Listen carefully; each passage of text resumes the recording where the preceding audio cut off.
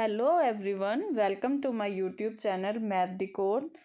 Today I am here with question number 20 that is based on case study questions. इससे पहले हम question 17, 18 and 19 कर चुके हैं. आप वीडियोस प्रीवियस वीडियोस में जाके चेक कर सकते हैं on my channel Math Decode. Please like, subscribe and share my channel. Let's read the question number 20. Mohan starts his journey to a certain place by car at 9 a.m. and reaches the place at 1 p.m.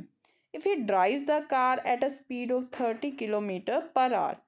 On the basis of above information, answer the following question. अब हमें जो question में given है, एक person है मोहन जो अपनी car से कहीं जा रहा है और वो अपनी जर्नी स्टार्ट कर रहा है 9 AM.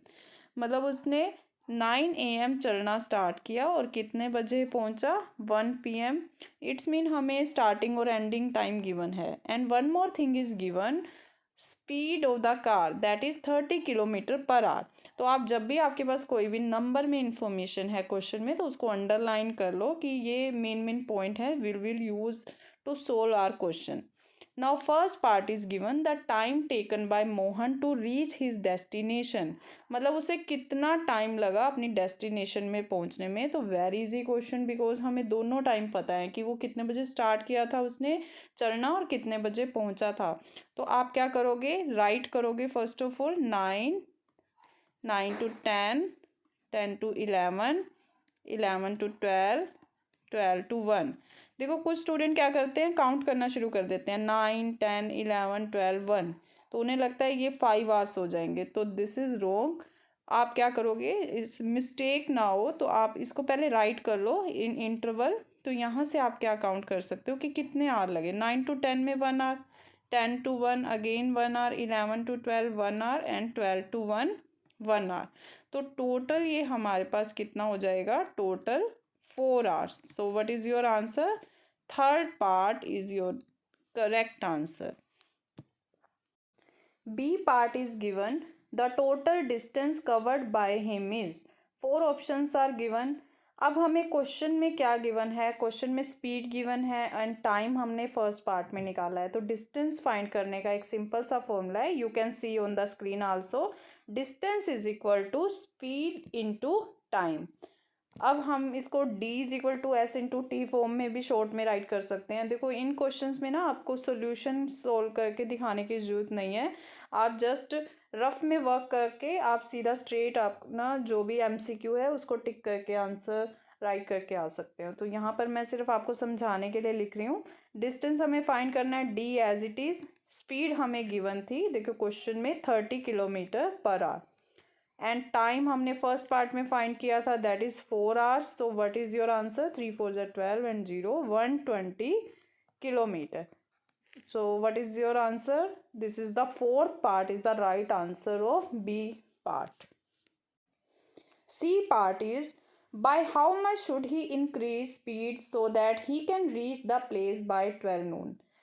According to question, अब हमें फाइंड करना है कि उसे अपनी स्पीड कितनी बढ़ा देनी चाहिए ताकि वो 12 बजे अपने डेस्टिनेशन पे पहुंच सके. देखो पहले क्वेश्चन में गिवन था कि उसे 9 बजे उसने जर्नी स्टार्ट की और 1 बजे पहुंचना है. अब यहाँ पर वो कह रहा है कि उसे 1 घंटा पहले पहुंचना है. तो उसको अपनी स्पीड को कितना बढ़ा देना चाहिए. और हमें पहले जो स्पीड गिवन थी दैट वाज 30 km/h. अब हम क्वेश्चन को कैसे कर सकते हैं, सिर्फ बेसिक नॉलेज से ही आप क्वेश्चन को कर पाओगे. देखो डिस्टेंस तो वही रहेगा, सेम पॉइंट पे ही पहुंचना है और वो हमने बी पार्ट में फाइंड किया था दैट इज़ 120 किलोमीटर. अब टाइम देखो, आप टाइम ए पार्ट वाला नहीं लोगे क्योंकि यहाँ पर जो उसका डेस्टिनेशन पे पहुंचने का टाइम चेंज हो गया है. ए पार्ट के अकॉर्डिंग वो 4 hours थे बट अब 1 घंटा पहले पहुंचना है. तो what is the time now, that is 3 hours. अब यहाँ से आप स्पीड फाइंड कर सकते हो. What is the formula, d is equal to S multiply T. S हमारे पास नहीं है बट डिस्टेंस हमारे पास है तो आप वैल्यू पुट करके फाइंड कर सकते हो. 120 is equal to S multiply 3. यहाँ से आप सोल्व करोगे 3 डिवाइड में लाके तो आपके पास वैल्यू आ जाएगी S is equal to 40 km/h. अब ये जो स्पीड आई है अगर उसे 12 बजे पहुंचना है, बट क्वेश्चन में क्या है, अगर आप 40 किलोमीटर टिक करोगे that will be the wrong answer, क्योंकि क्वेश्चन को ध्यान से आपने पढ़ना है। व्हाट इज क्वेश्चन सेइंग कि उसे अपनी स्पीड कितनी बढ़ा देनी चाहिए। देखो जो इनिशियल स्पीड थी ना, जब उसे 1 o'clock तक पहुंचना था, तब उसकी स्पीड थी गाड़ी की 30 किलोमीटर पर आवर। अगर उसे 1 घंटा पहले पहुंचना है तो स्पीड ऑटोमेटिकली उसे ज़्यादा बढ़ानी पड़ेगी, तो वो हमारे पास क्या आई, 40 किलोमीटर पर आवर। अब स्पीड को कितना बढ़ा देना चाहिए, दैट इज़ द क्वेश्चन। तो मीन इन दोनों का डिफरेंस जो आएगा, this is the answer of C part. Answer is second, 10 km/h.